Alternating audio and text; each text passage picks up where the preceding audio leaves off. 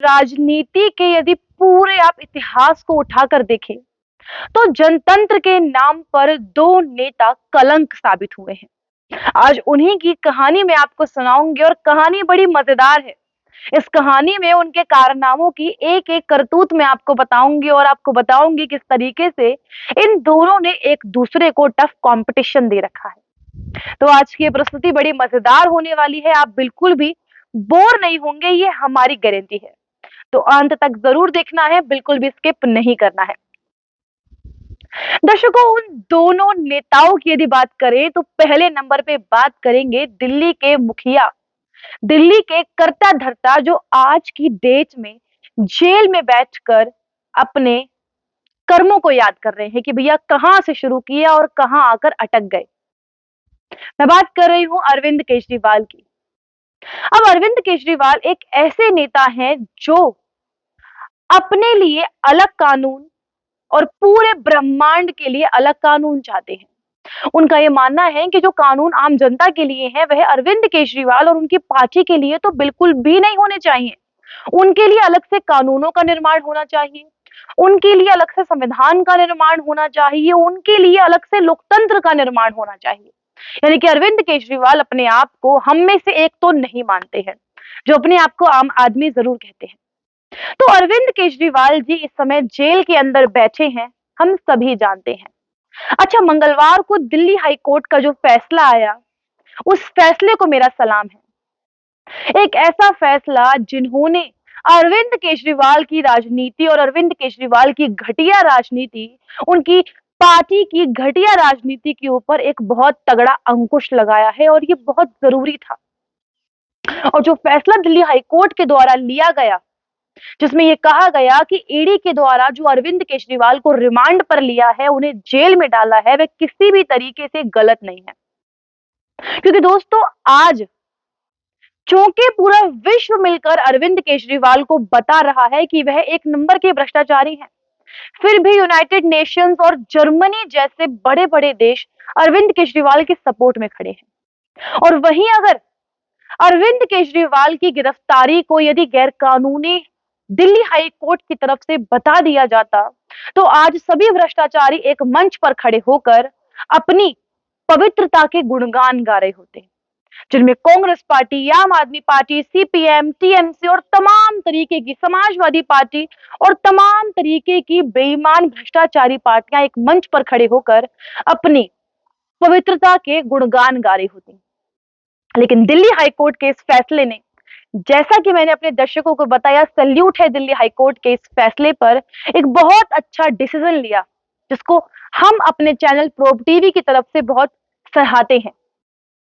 और यह फैसला डेमोक्रेसी के लिए एक बहुत बड़ा योगदान है। आने वाले समय में आपको पता लगेगा। और दोस्तों, ये जो अरविंद केजरीवाल की पार्टी, जो शराब घोटाला हुआ है, जिसको लेकर ये सारी क्रियाकलाप आज हमारे सामने है, उस शराब घोटाले को लेकर अब तक तो यही बात कहती थी कि वह शराब घोटाला हुआ ही नहीं। लेकिन आज उनकी पार्टी के महाधुरंधर भ्रष्टाचारी कहते हैं कि ये जो पूरा घपला है, ये जो पूरा घोटाला है, ये हमने नहीं किया, ये भारतीय जनता पार्टी ने किया। यानी कि ये सीधे तरीके से टारगेट कर रहे हैं बीजेपी को। लेकिन इन मूर्खों को ये नहीं पता कि इस समय जो चुनौती इन्हें मिली है, जो पूरी एक बहुत बड़ी जंग इनके आगे है, ये बीजेपी या किसी अन्य पार्टी या राज्य सरकार से नहीं है। ये चुनौती है इनकी जांच एजेंसियों से। ये पूरा मुकाबला है इनका हमारे देश की सुरक्षा एजेंसियों से। क्योंकि अरविंद केजरीवाल ने कोई मौका नहीं गंवाया, अरविंद केजरीवाल ने एक मौका नहीं छोड़ा हमारे देश की जांच एजेंसियों को चुनौती देने का। जांच एजेंसियां कहती गई भ्रष्टाचार हुआ है, घोटाला हुआ है, लेकिन अरविंद केजरीवाल हर बार एक यही बात करते रहे कि ऐसा तो कुछ हुआ ही नहीं। और आज अरविंद केजरीवाल की पार्टी बोल रही है कि भैया भ्रष्टाचार हुआ है, शराब घोटाला हुआ है, लेकिन वो भारतीय जनता पार्टी ने किया है। और शायद ये भूल रहे हैं पीएमएलए के तहत company people's association of public होती है, और इसी तरीके से जो आम आदमी पार्टी है वो एसोसिएशन ऑफ पब्लिक है। वह जनता के लिए है, जनता के द्वारा है, जनता के साथ होनी चाहिए, लेकिन ऐसा बिल्कुल भी नहीं है। और अरविंद केजरीवाल की यदि बात करें तो ये एक ऐसे नेता हैं जो आए थे इस राजनीति में भ्रष्टाचार के खिलाफ आंदोलन के तहत और जितनी भी पार्टियों के वह खिलाफ आंदोलन कर रहे थे, आज उन सभी पार्टियों को पीछे छोड़ते हुए अरविंद केजरीवाल ने सभी के रिकॉर्ड तोड़ दिए। आज उन सभी से आगे हैं रेस में, उन सभी से आगे हैं भ्रष्टाचार में, जेल जाने में। उनकी पार्टी के कितने नेता सत्येंद्र जैन, मनीष सिसोदिया, संजय सिंह जमानत पे बाहर हैं और वो जमानत को तो अरविंद केजरीवाल की पार्टी समझ रही है कि उन्होंने कोई बड़ा तमगा हासिल कर लिया। और जैसा कि मैंने आपको बताया, डूबते को तिनके का सहारा, और इसी तिनके के सहारे वे पूरे देश में ये हल्ला बजा रहे हैं कि भैया हमारे तो संजय सिंह जमानत पे बाहर आ गए।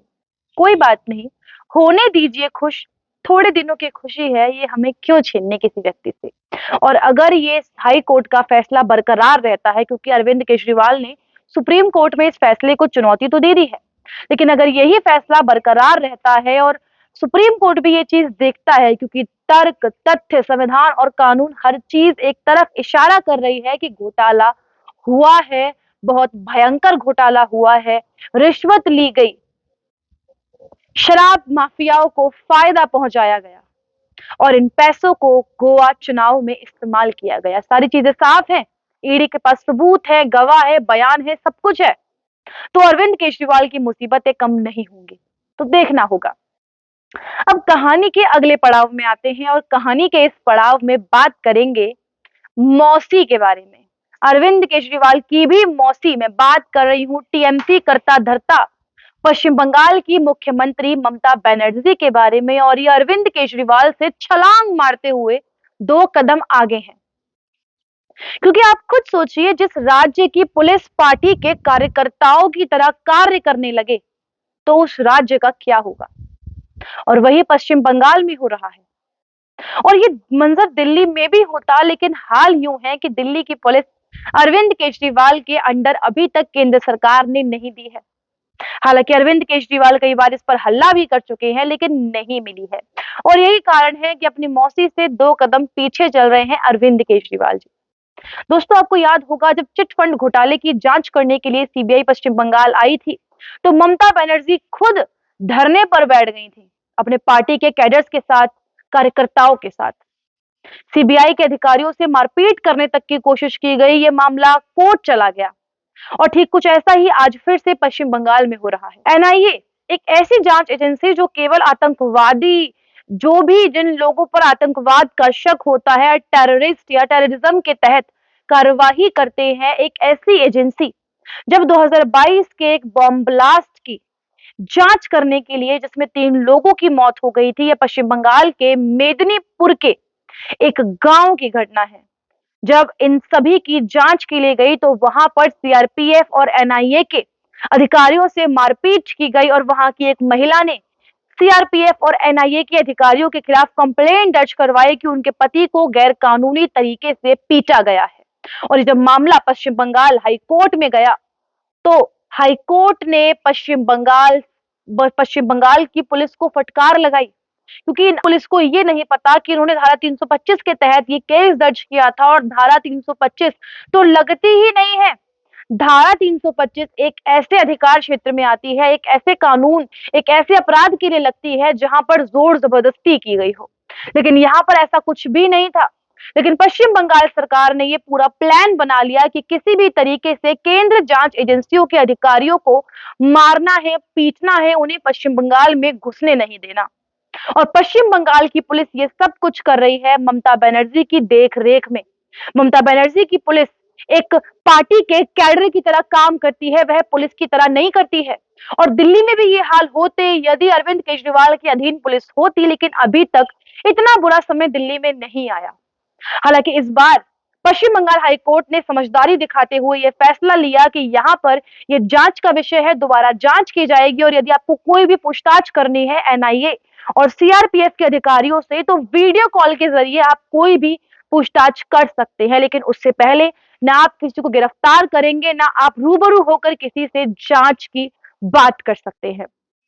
तो हमारे देश के ये 2 बड़े ऐसे नेता हैं जो जनतंत्र को खत्म करने के लिए कोई भी कमी नहीं छोड़ रहे हैं। हालांकि जैसे ही पंजाब में आम आदमी पार्टी की सरकार बनी तो अरविंद केजरीवाल को लगा कि भैया अब तो मुट्ठी में आ गई पुलिस, लेकिन बहुत जल्द भगवंत मान को ये समझ आ गया कि नहीं, ये खेल मुझे पंजाब में नहीं होने देना, क्योंकि पंजाब सबसे अलग है। पंजाब में यदि अरविंद केजरीवाल अपना खेल चलाएंगे तो मंजर कुछ और ही होगा। लेकिन इन दो बड़े नेताओं की यदि बात करें तो इन्होंने भ्रष्टाचार के, हालांकि भ्रष्टाचारी और बड़े बड़े नेता हैं, लेकिन आज की इस कहानी में दो किरदारों की चर्चा हमने करी ताकि हमारे दर्शकों को समझ आए बातें और हमारे दर्शक बोर ना हो। तो ऐसे बड़े बड़े किरदार हैं जिनकी बात हम करना तो चाहते हैं, लेकिन अन्य किसी वीडियो में हम जरूर करेंगे। लेकिन इन दोनों ने, ये दोनों कलंक है देश के जनतंत्र पर, देश की आम जनता पर, देश के संविधान पर, देश के लोकतंत्र पर और मुख्यमंत्री की कुर्सी पर। क्योंकि इन्हें चाहे कोई मरे चाहे कोई गिरे, केवल लगाव है तो अपनी कुर्सी से। आप इन दोनों के बारे में कुछ कहना चाहते हैं, कोई आपकी राय है तो आप कमेंट सेक्शन में हमें लिखकर अवश्य बता सकते हैं। आज के लिए इतना ही, मिलते हैं आपसे अगली किसी रिपोर्ट में अगले विषय के साथ। नमस्कार।